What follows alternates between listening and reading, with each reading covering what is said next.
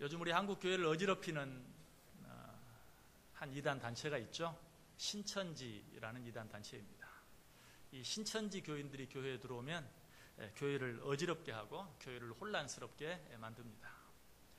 그런데 우리 안에 이미 이 신천지 교인들보다도 더 무서운 교인들이 있어요. 어떤 교인인지 아십니까? 원불교 교인입니다. 이렇게 말하면 아마 원불교에서 당장 항의가 들어오겠죠. 그런데 그 원불교 교인을 말하는 것이 아니라 원망하기 좋아하고 불평하기 좋아하고 교만한 교인들, 이런 교인들은 신천지보다도 더 무서워요. 금방 교회를 혼란시키고 또 교회를 어렵게 만드는 것을 보게 됩니다. 자, 그런데 원망과 불평이 함께 있는 것은 이해가 되는데 왜 원망, 불평 그리고 그 뒤에 교만이 따라갑니까? 이 원망과 불평은 교만에서 비롯된 것입니다. 왜 원망하고 불평하기를 좋아하는가? 결국은 내가 남들보다 낫다 하는 그런 생각, 나는 잘하는데 왜 저 사람은 저렇게밖에 못하느냐 하는 생각, 이런 생각이 있기 때문에 원망하게 되고 불평하게 돼요. 그래서 원망과 불평 뒤에 교만이 함께 있는 것은 너무 당연해요. 이것은 서로 다른 것 같지만 결국은 같은 것이에요. 포도원 비유에서 포도원에 일찍 들어갔던 품꾼이 원망하고 불평하죠. 왜 내게 품삯을 저 해 진력이 다 돼서야 들어온 일꾼과 똑같이 주느냐? 그 원망과 불평이 어디서 나왔습니까? 내가 더 많이 일하지 않았느냐? 내가 더 많이 수고하지 않았느냐? 내가 더 많이 땀 흘리지 않았느냐 하는 그런 생각에서 원망과 불평이 나오는 것이죠. 결국 어때요? 교만에서 나오는 것이. 탕자의 비유를 보면 형이 오랜만에 집에 들어온 동생을 위해서 좋은 옷을 입히고 가락지를 낑기고 좋은 신을 신기고 좋은 송아지를 잡아서 잔치를 벌이는 모습을 보고 원망하고 불평합니다. 왜 그랬습니까? 불공평해서가 아니에요. 내가 얼마나 더 많이 수고했는데 아무것도 하지 않은 저 동생에게는 그렇게 잘하고 저 동생보다 훨씬 더 많이 수고하고 해서 나에게는 아무것도 주지 않느냐 하는 교만한 마음 때문에 결국은 원망하고 불평하게 된 것을 보게 돼요. 이처럼 원망과 불평은 교만에서 나오는 것인데 오늘 본문에도 이스라엘 백성들이 하나님을 향해서 원망하고 불평하는 내용이 나옵니다. 자, 느헤미야 4장까지 우리가 생각해 보았고요. 오늘 이제 느헤미야 5장에 대한 말씀 생각하려고 하는데요. 느헤미야 4장에는 어떤 내용이 나와 있습니까? 하나님의 일에는 반드시 악한 사탄 마귀의 방해가 있다 하는 거 생각해 보았어요. 그리고 그 악한 사단 마귀의 방해는 크게 두 가지가 있다. 그 첫 번째가 무엇입니까? 악한 사단 마귀는 우리를 넘어뜨리고 하나님의 일을 방해하기 위해서 먼저는 외부적으로 공격하기를 좋아한다. 4장에는 바로 그 사탄 마귀의 외부적인 공격들에 대해서 나타나 있어요. 자, 그런데 이 외부적인 공격에는 한 가지 약점이 있다고 그랬죠. 어떤 약점입니까? 외부적으로 공격을 하면 그 공격을 당하는 사람들은 내부적으로 더 뭉치게 돼 있어요. 더 하나가 되게 돼 있어요. 위기의식을 느끼고 더 똘똘 뭉쳐요. 그래서 이 외부적인 공격은 무서운 것 같지만 그러나 그런 약점이 있어요. 오히려 외적으로 공격하면 그 안에 있는 자들이 더 하나로 뭉친다.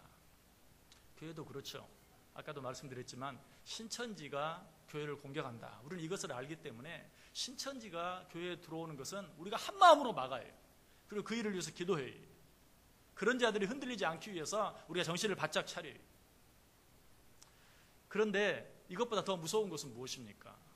외부적인 공격은 이처럼 내부적으로 더 결속하고 뭉쳐서 그 어려움을 이겨내는데 정말 무서운 것은 뭐예요? 이 외부적인 공격이 아니라 내부적인 공격이라는 것입니다.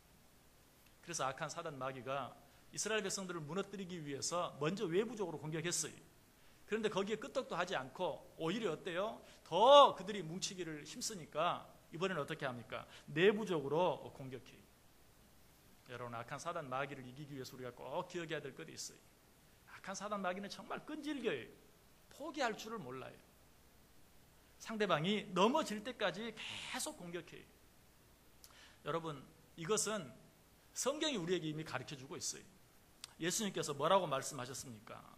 예수님께서 이 땅에 다시 오셔서 저 악한 사단 마귀를 무저갱에 쳐 넣을 때까지는 저들이 이 세상을 끊임없이 혼란스럽게 하고 하나님의 자녀들을 끊임없이 공격할 것이다. 악한 사단 마귀는 그날 그때가 될 때까지 절대로 자기 일을 중단하지 않을 것이다 라고 예수님께서 말씀하셨어요. 악한 사단 마귀에게 포기란 없어요. 오직 뭐만 있어요? 새로운 작전만이 있을 뿐이에요. 그래서 여러분, 우리의 삶이 평안한 것처럼 느껴질 때 드디어 악한 사단 마귀가 포기했구나. 이제는 악한 사단 마귀가 나를 공격해도 내가 넘어지지 않는 줄 알고 나를 떠나갔구나. 여러분, 이렇게 생각하면 정말 오해예요. 사탄에게는 포기란 없습니다. 사탄에게 뭐만 있어요? 새로운 작전만이 있어요. 그래서 오히려 조용하고 평안하면 어때요? 사탄이 뭔가 음모를 꾸미고 있구나 라고 생각하고 더 정신을 차려야 돼요. 그래서 뭐라고 말해요? 평안하다, 안전하다 할 그때가 되면 아무도 피할 수 없게 될 것이다. 평안하다, 안전하다 하고 방심하고 있으면 우리는 졸지에 찾아오는 그런 악한 사단 마귀의 공격 앞에서 피할 수 없이 무너지고 마는 거예요. 그래서 오히려 조용할 때, 평안할 때, 안전하다고 느껴질 때 우리는 어떻게 해야 돼요? 정신을 더 차려야 돼요. 악한 사단 마귀가 무슨 일을 꾸미고 있는가? 자, 4장에서 이스라엘 백성들을 넘어뜨리기 위해서 외부적으로 공격했던 사탄 마귀가 성공하지 못하니까 이제 5장에서는 어떻게 공격합니까? 이제는 내부적으로 이스라엘 백성들을 공격하는 것을 보게 돼요. 사탄은 항상 그래요. 밖으로 공격하다 안 되면 안으로 공격해요. 우리는 항상 그래서 어떤 문제나 어려움이 있으면 바깥만 쳐다볼 것이 아니라 안을 볼 수 있어야 돼요. 우리들은 항상 그런 특성이 있어요. 남의 탓하기를 좋아하고 남에게 책임 전가하기를 좋아하는 그런 악한 본성이 우리 속에 있어서 어떤 문제가 생기면 누구 때문인가? 어떤 일 때문인가? 항상 이렇게 생각하기를 좋아해요. 그러나 우리는 이런 일들이 있으면 내 속을 먼저 한번 바라볼 수 있어야 돼요. 이런 어려운 일이 있는 것이 내 안에 있는 어떤 문제 때문은 아닌가? 나 자신이든 우리 가정이든 교회든 나라와 민족이든 여러 가지 많은 어려운 문제에 부딪히게 되는 것은 외적인 어떤 외세의 다른 나라의 공격 이런 것들보다도 우리 안에 있는 문제들이 항상 더 큰 원인을 제공할 때가 너무 많아요. 우리나라도 보세요. 지금 우리나라가 여러 가지 많은 어려움이 있습니다. 그런데 그 많은 어려움들 외부적인 요인도 없지 않아 있어요. 그러나 10가지 가운데 9개는 어떻습니까? 우리 안에 있는 문제예요. 우리가 이 사실을 생각하면서 어떤 문제가 생기면 옆에 있는 사람 쳐다보기 전에 내 안을 먼저 살펴볼 수 있어야 돼요. 내 안에 어떤 문제는 없는가? 여러분, 예수 믿는 사람을 가리켜서 흔히 부표, 바다에 떠있는 부표, 이 부표라는 게 뭡니까? 여러분, 바다를 가다 보면 이 빨간 공 같은 것이 물 위에 떠있는 것을 보게 되죠. 특별히 양식장에 가도 그런 게 많이 있고요. 또 배가 가는 길을 보면 이 부표들이 떠 있어요. 그래서 배도 다 길이 있어서 이 부표 밖으로 벗어나면 안 된다. 그런 데 가면 암초에 걸리게 되고 때로는 그 진흙밭에 올라앉게 되는 그런 일이 있어서 이 부표가 있는 곳으로만 배가 다녀야 돼요. 그래서 부표는 백길을 가르쳐 주기도 하고 또 해수욕장 같은 데도 가면 부표가 떠 있어서 이 밖으로 나가면 안 된다. 이 안에서만 수영을 해야 된다 하는 안전지대를 표시해 주는 것이죠. 여러분, 그런데 그 부표가 물에 떠내려가지 아니하고 거기 그 자리에 항상 있는 것은 무엇입니까?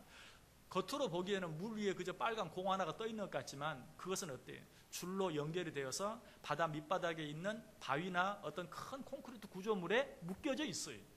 그래서 이 부표는 파도가 치면 흔들흔들 합니다. 그러나 절대로 다른 지역으로 가지는 않아요. 또 어쩔 때는 이 부표가 물이 썰물이 되고 밀물이 되면 어때요? 밀물이 되면 꼿꼿이 섰다가 썰물이 돼서 물이 낮아지면 좀 옆으로 기울기도 합니다. 그러나 절대로 그것을 벗어나지는 않아요. 왜 그리스도인의 삶을 부표와 같다고 했을까요? 그리스도인 안에는 하나님이 계세요. 성령님이 계세요. 그래서 파도가 치면 이 부표가 흔들리는 것처럼 흔들릴 수 있어요.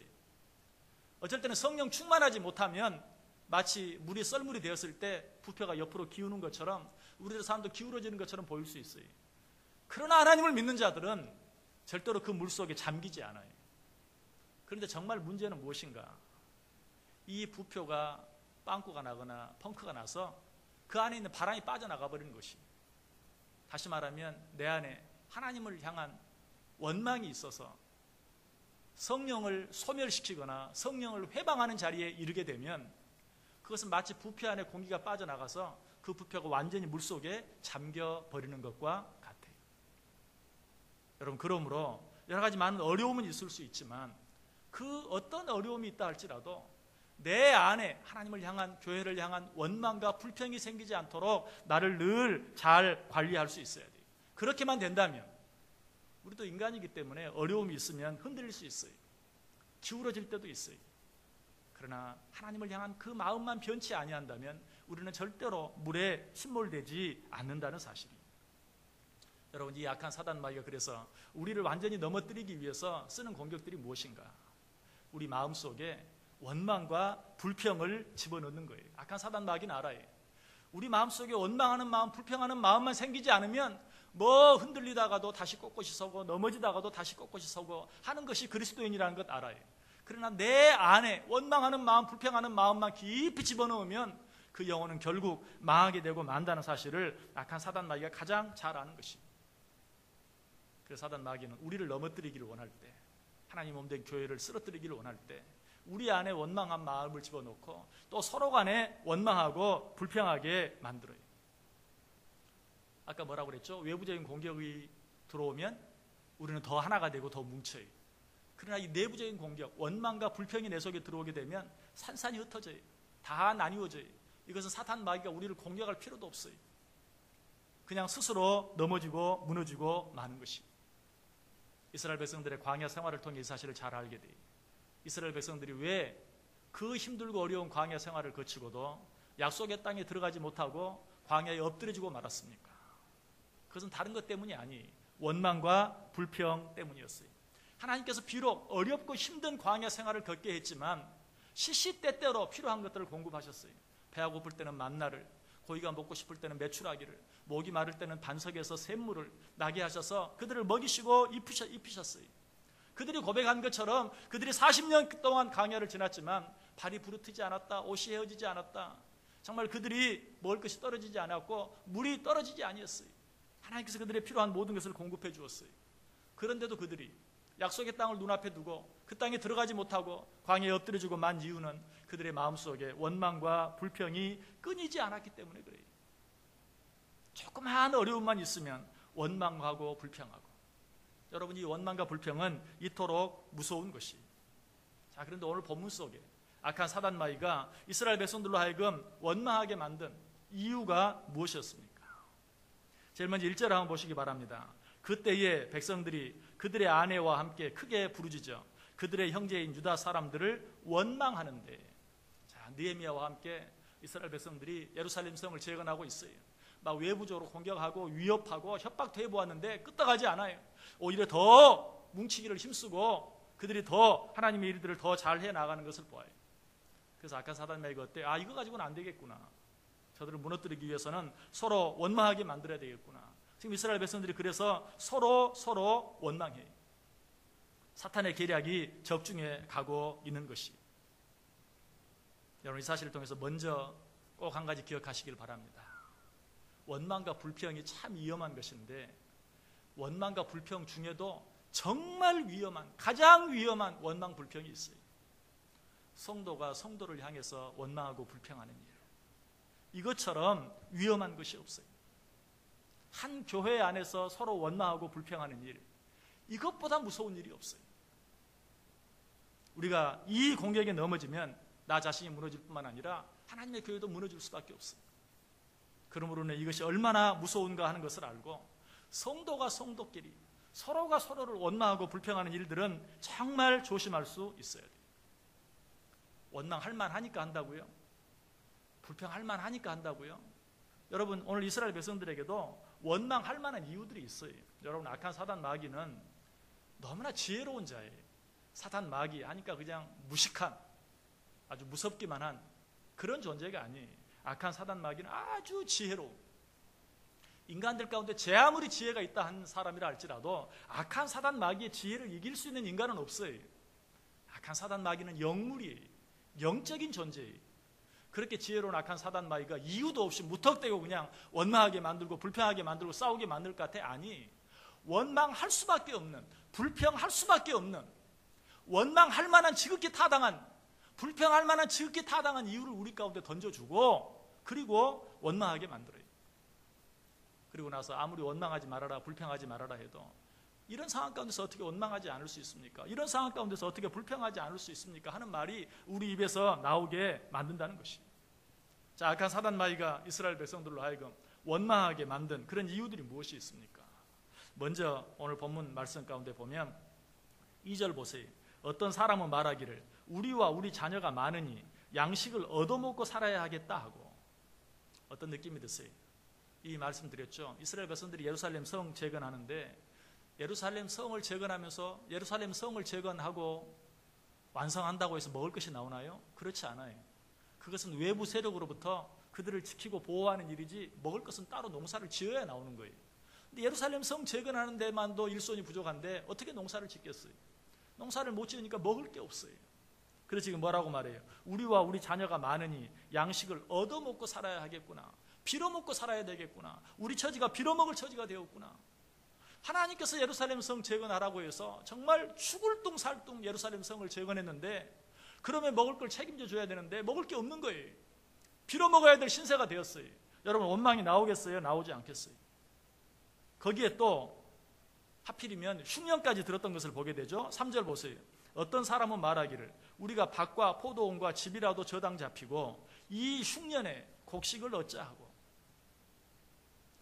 이 일손이 모자라서 농사를 짓지 못해서 먹을 것이 없는 데다가 설령 일손이 있어서 뭐 또 그 바쁜 중에 나름대로 농사를 짓기 위해서 애를 썼다 할지라도 흉년까지 들어서 얻은 것이 하나도 없다는 것이.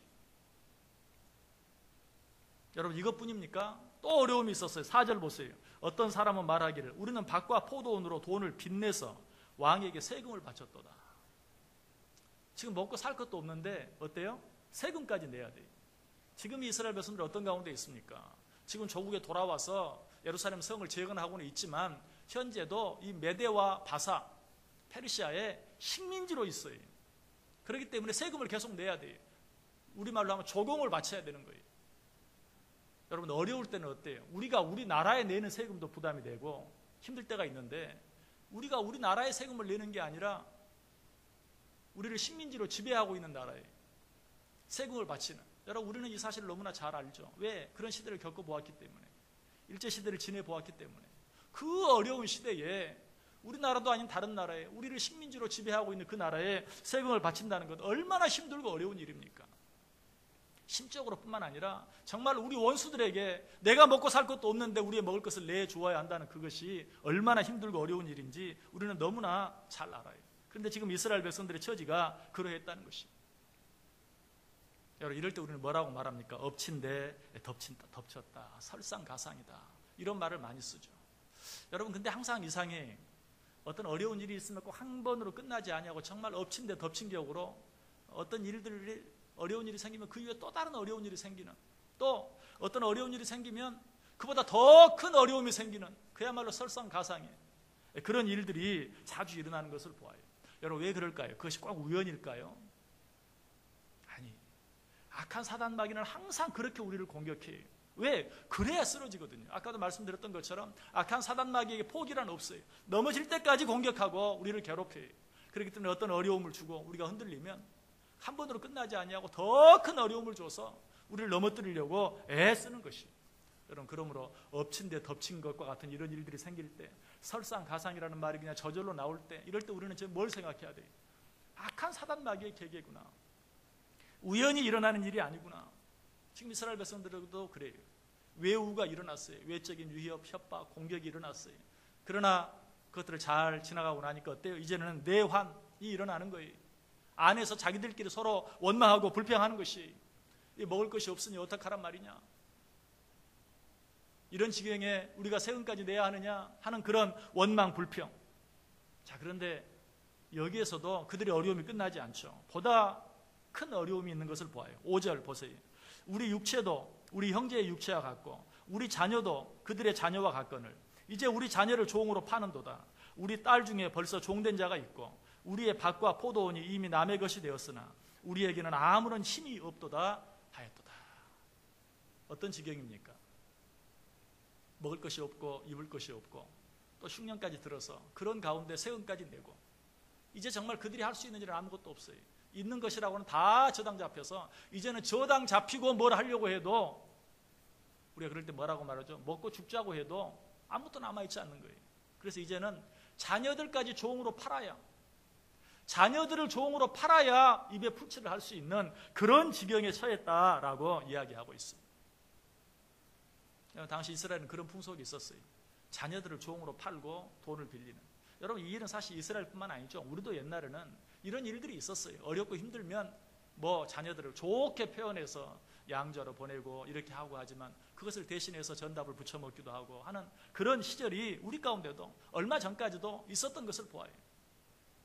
지금 이스라엘 백성들이 먹고 죽자도 먹을 것이 없는, 자녀들을 종으로 내다 팔지 아니하면은 먹을 수 없는 이런 형편 가운데 처하게 되는 것을 보게 돼요. 아까 2절에도 그렇게 이야기했죠. 어떤 사람은 말하기를 우리와 우리 자녀가 많으니 양식을 얻어먹고 살아야 하겠다 하고.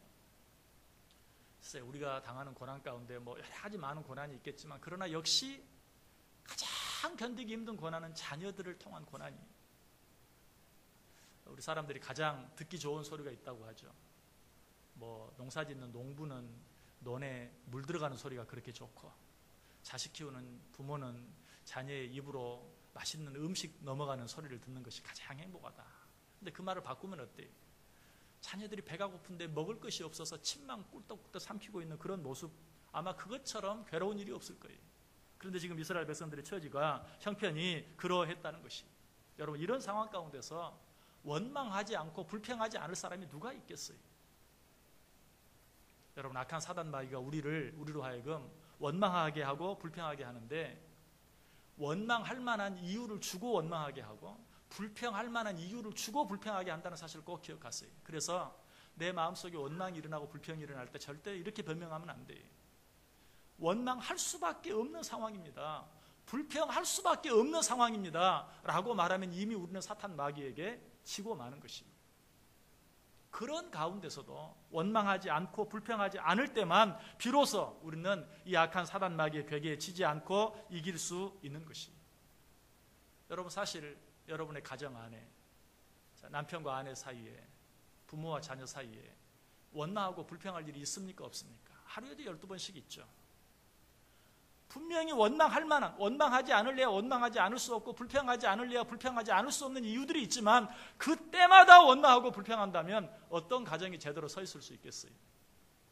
그럼에도 불구하고 서로를 향해서 원망하지 않고 불평하지 않고 지나가주고 넘어가주고 참아주고 못 본 척 해주고 할 때만 가정이 가정으로 설 수 있는 것입니다. 내가 괜히 원망하는 거 아닙니다. 내가 괜히 불평하는 거 아닙니다. 원망할 만해서야 하고 불평할 만해서 합니다. 여러분, 그렇게 말하면 오늘 이스라엘 백성들이야말로 정말 원망할 만한, 원망할 수밖에 없는, 불평할 수밖에 없는, 지금 자식들을 종으로 팔지 아니하면 먹고 살 수 없는 그런 지경, 그런 형편 가운데 있었어요. 여러분, 그럼에도 불구하고 우리는 이런 일들이 있을 때 어떻게 해야 된다고요? 바로 이런 일들이 악한 사단 마귀의 장난이라는 사실.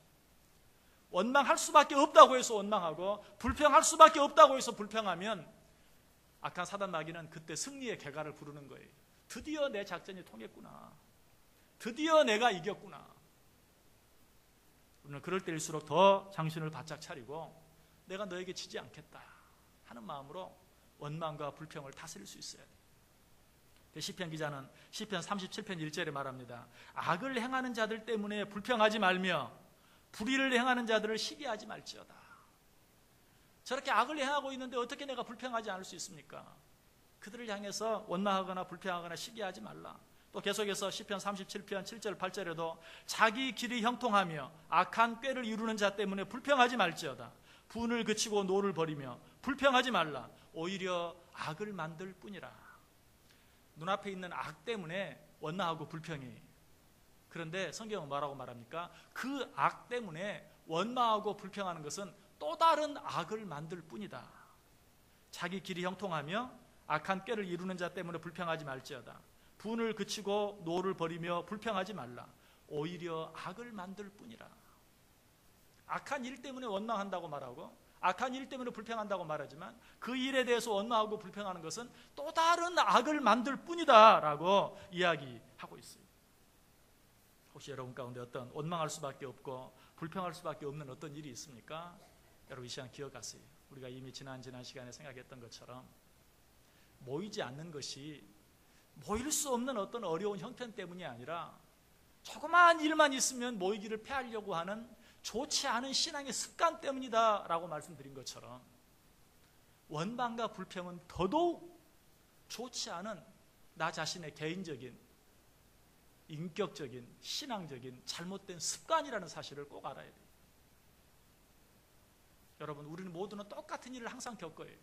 한 교회를 섬기면서 똑같은 일들을 다 함께 겪고 다 함께 보면 신앙생활이.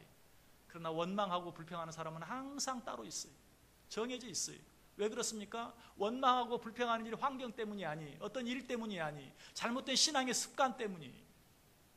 우리가 이 사실을 꼭 알아야 돼요. 어떤 교회에 원망하기 좋아하고 불평하기 좋아하는 한 집사님이 계셨어요. 그 집사님이 밭에서 감자 농사를 해서 감자를 쏘아가고 있어요. 그런데 그 해는 정말 풍년이 들어가지고 감자 씨알이 얼마나 굵고 좋은지 몰라요. 마침 그 옆을 지나가던 목사님이 그 집사님을 보고 정말 씨알이 굵은 감자를 캐는 모습을 보고, 아이고 집사님 올해는 풍년이네요. 감자 씨알도 굵고 좋아서 정말 너무 감사하네요. 하나님께 감사하셔야 되겠네요. 그때 이 집사님이 뭐라고 말한 줄 알아요? 아이고 목사님 말도 마십시오. 작년에는 흉년이 들어가지고 감자 씨알도 작고 썩은 것도 많아가지고 돼지 사료로 줄 게 너무 많아서 너무 좋았는데 올해는 돼지 사료로 줄 감자가 하나도 없습니다 라고 불평하더라는 거예요. 여러분, 이 말이 딱 맞지 않습니까? 원망하고 불평하는 사람은 그래요. 올해는 다 씨알이 굵고 좋아서 돼지 사료로 줄 것이 없으니 돼지 사료를 뭘로 줍니까? 큰일 났습니다. 여러분, 원망하고 불평하는 것은 습관이에요. 원망하고 불평하는 사람은 어떤 이유로든지 어떤 방법으로든지 원망하고 불평해요.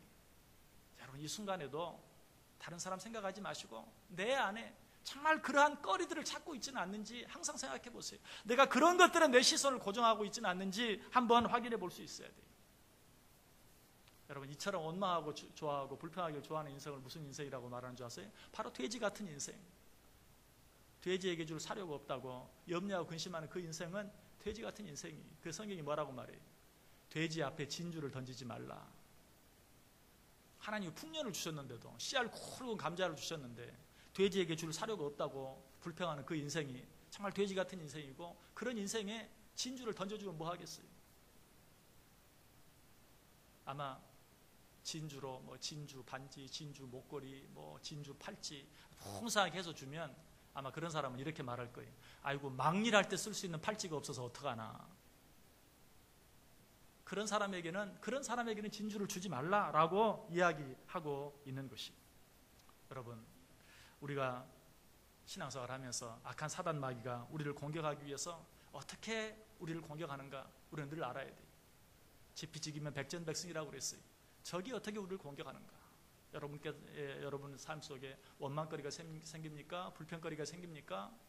여러분, 그때 그 불평거리, 원망거리보다는 악한 사단 마귀가 지금 우리를 어떻게 공격하고 있는지를 한번 생각해 보세요. 그것을 생각하면 얼마나 악한 사단 마귀가 우리를 정말 교묘하게 공격하는지 우리가 그 모습을 보게 돼요.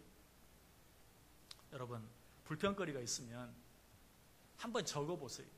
내 마음속에 원망거리가 생기고 불평거리가 생기면 어쩌겠어요? 생기는데. 그럴 때는 입으로 원망하고 불평하기 전에 한번 그 글을 적어보세요. 그러면 대부분의 사람들이 그 글을 적다가 포기해요. 왜 그런가? 말로는 그냥 쉽게 나와요. 그런데 그 원망거리, 불평거리를 글로 적어보면 다 시시콜콜한 일이, 있다가도 없고 없다가도 있는 그런 일들이, 있을 수도 있는 또 그런 일들이. 여러분, 그런 것들이 있으면 한번 적어보세요. 또 글로 적으려고 하면 어때요? 머릿속으로 생각해 보게 되죠. 그런데 머릿속으로 생각하다 보면 어떤 사람을 향해서 하던 그 불평이 내 속에도, 그 불평거리가 내 안에도, 나 자신 속에도 있는 것을 보게 되고 역시 또 펜을 내려놓게 되어 있어요. 하나님께서 오늘 우리들에게 말해요. 불평하지 말라. 불평하지 말라. 왜 그렇게 말합니까? 여러분, 불평하지 말라는 말은 우리 삶 속에는 불평할 수밖에 없는 일들이 늘 있다는 것이, 불평할 수밖에 없는 일이 없다면 구태여 불평하지 말라고 말할 필요가 뭐가 있겠어요? 아까 시편 47편에서 불평하지 말라, 불평하지 말라, 불평하지 말라 계속 반복해서 이야기하는 이유가 뭐예요? 그만큼 불평할 일들이 끊이지 않고 우리에게 찾아온다는 것이, 그럼에도 불구하고 불평하지 말라. 불평은 하나님의 축복을 발로 차버리는 행위. 아니, 그 정도까지는 차라리 괜찮아요. 불평은, 원망은 고통을 불러 들어오는 행위. 고통을 불러 들이는 그런 행위. 그래서 불평, 불만은 불운의 동업자이다 라고 그렇게 말하기도 해요. 저절로 찾아오는 불행이나 불운은 없어요.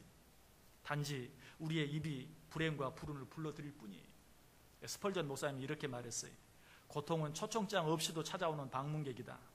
그런데 불평하는 사람은 그 고통을 불러들이기 위하여 집 마차를 보내는 사람 같다. 고통은 우리 가운데 늘 찾아오는, 우리가 이 세상 살아가는 동안 피할 수 없는 것이, 그런데 그런 가운데서 불평하는 사람은 그 고통을 모셔오기 위해서 집 마차를 보내는 사람 같다라고 이야기하고 있어요. 어떤 분이 이런 말을 했어요. 우리 인생은 괄호 안의 인생과 같다. 괄호 안의 숫자와 같다. 자, 그래서 나름대로 어떤 사람은 인생을 살면서 10을 이루기도 하고, 어떤 사람은 20을 이루기도 하고, 어떤 사람은 100을 이루기도 합니다. 그런데 우리가 인생을 살아가면서 10을 이뤘든지 50을 이뤘든지 100을 이뤘든지 그 가로 앞에 마이너스만 붙여버리면 다 끝이에요. 100을 이룬 것도 소용없고 50을 이룬 것도 소용없어요. 아니 1000을 이룬 것도 소용이 없어요. 그 앞에 마이너스라고만 붙여버리면 그 인생은 마이너스 인생이 되고 마는 거예요. 그런데 그 마이너스가 무엇인가? 바로 불평이에요. 내가 아무리 무엇을 잘했다 할지라도, 아무리 무엇을 많이 이루었다 할지라도 그 앞에 마이너스 하나 붙이면, 원망, 불평만 갖다 붙이면 내 인생은 곧바로 마이너스 인생이 되고 만다는 사실이에요.